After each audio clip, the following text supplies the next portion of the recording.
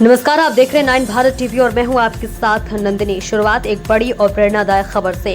प्रयागराज से समाजवादी पार्टी की तरफ से बाबा साहब डॉक्टर भीमराव अम्बेडकर की जयंती के उपलक्ष्य में एक भव्य अम्बेडकर स्वाभिमान समारोह का आयोजन किया गया। इस आयोजन का मकसद था बाबा साहब के विचारों को जन जन तक पहुँचाना और संविधान एवं आरक्षण जैसे मुद्दों पर समाज को एकजुट करना। समाजवादी पार्टी के राष्ट्रीय अध्यक्ष अखिलेश यादव के निर्देशानुसार प्रदेश भर में ऐसे कार्यक्रमों की श्रृंखला शुरू की गई है।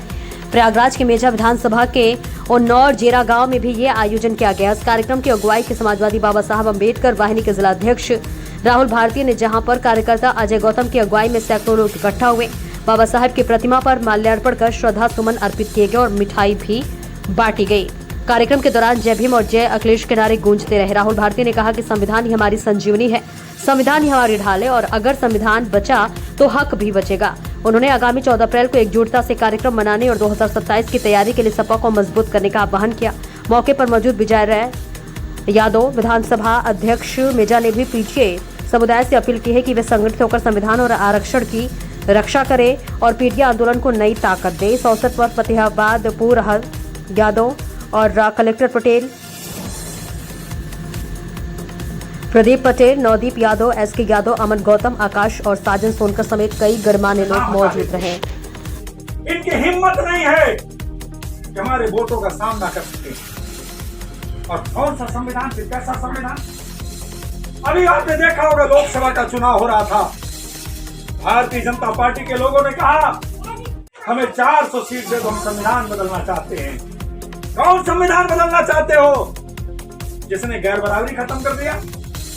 किस संविधान को बदलना चाहते हो? जिसने आरक्षण का इंतजाम कर दिया? किस संविधान को बदलना चाहते हो? जिसने गांव में रहने वाले गरीबों को सम्मान से जीने का मौका दिया? कौन सा संविधान को बदलना चाहते हो?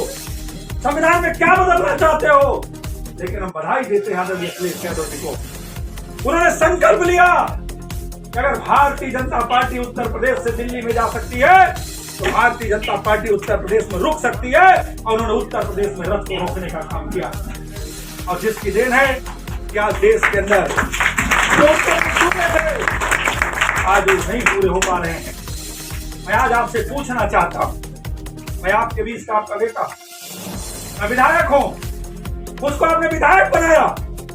अगर मैंने विधानसभा में शपथ लेकर के जय भीम जय संविधान कहा तो मैंने गुनाह क्या किया? वो मेरा अधिकार है। अगर संविधान नहीं होता क्या मैं संदीप पटेल विधायक बनता? या इस धरती का मैं विधायक? अगर मैं संविधान के बदौलत विधायक हूं तो संविधान का सम्मान करना हमारी जिम्मेदारी। मैं बात करता हूं संविधान की तो विरोधी कहते हैं गैर पढ़ा लिखा विधायक। भारतीय जनता पार्टी के लोग कहते हैं कि मेजा का विधायक शैतान आदमी बन गया है। बाबा साहब का नाम लेने वाला व्यक्ति शैतान हो सकता है? बाबा साहब का नाम लेने वाला व्यक्ति गंवार हो सकता है? मैं पूछना चाहता हूं आरएसएस के लोगों, अगर सावित्रीबाई फूले नहीं होती, महात्मा फूले नहीं होते, आज हर्षित मिश्रा जी हमारे बीच में बैठे हैं। हर्षित मिश्रा को तो पढ़ने का अधिकार था, लेकिन हर्षित मिश्रा की मां को और बेटी को पढ़ने का अधिकार नहीं। इस देश के अंदर महिलाओं को अगर किसी ने पढ़ने का अधिकार दिया तो उसका नाम सावित्रीबाई फूले है।